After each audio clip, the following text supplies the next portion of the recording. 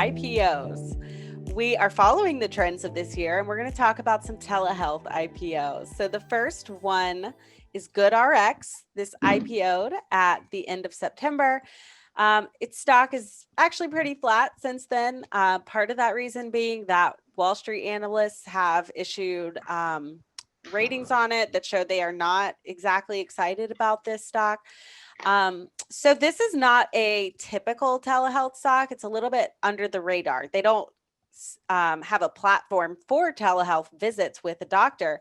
GoodRx is actually known for the little discount cards that you take to your pharmacy. You can get your prescriptions for cheaper.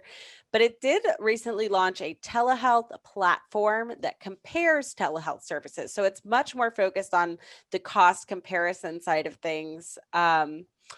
This platform, it reminds me a little bit of the private company ZocDoc, where you can compare providers in your network. So it may be aiming to take a little bit of market share away from there. Cory, what do you think of GoodRx and its business?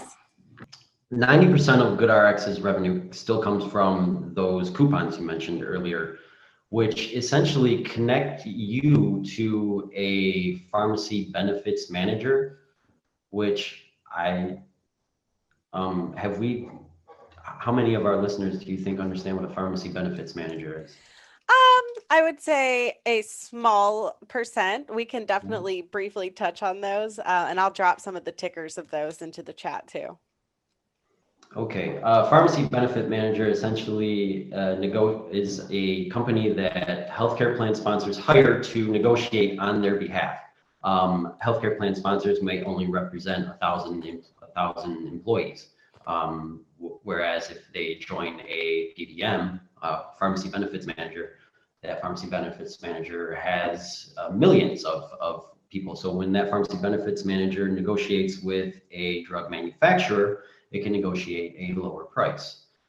That's why if you don't have insurance and nobody's negotiating on your behalf, drug expenses are incredibly high.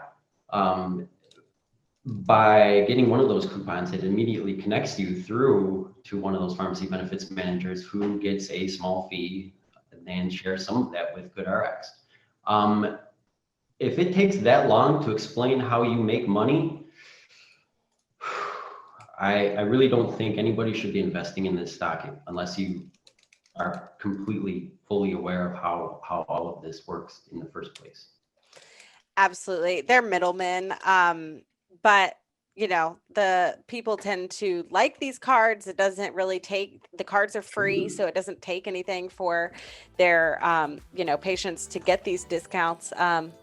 So I guess, not really sure what the big opportunity is here. We'll have to keep an eye on it.